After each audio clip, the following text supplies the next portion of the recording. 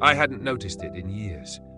It sat on the shelf, tucked between books I rarely touched anymore, a simple wooden frame with a photo slightly faded from sun and time. But that morning, for reasons I can't explain, I reached for it.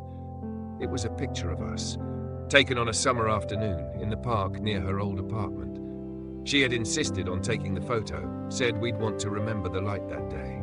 And she was right. In the photo, she's laughing. Head tilted back slightly, hair caught in the breeze, eyes half closed with joy.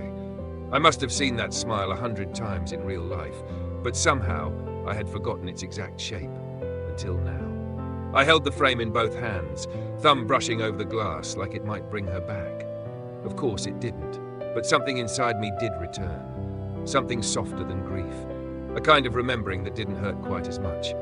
I sat down with the photo in my lap and let myself look, really look, at the curve of her cheek, the way her hand rested lightly on my shoulder, the way we both seemed unaware the world would ever be anything but kind. It wasn't a special day. We hadn't celebrated anything, but that's what made it sacred.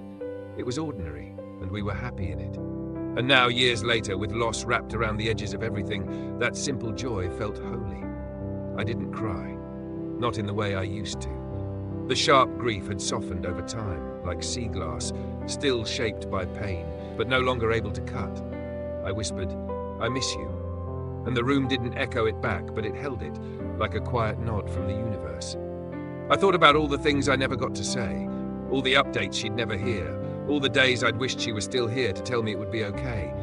And yet somehow this photo, this smile still did. Not with words, not with answers, but with presence. I placed the frame on the table beside me, poured a cup of tea, and sat with her for a while.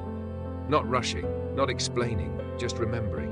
The warmth of her laugh, the smell of her perfume, the way she always knew when something was wrong and never pushed, just waited. That smile had waited for me too, through busy seasons, through silent rooms, through the kind of grief that hides in laundry and long drives. It had waited until I was ready to see it again, not with pain, but with gratitude. When I finally put the photo back on the shelf, I didn't tuck it away.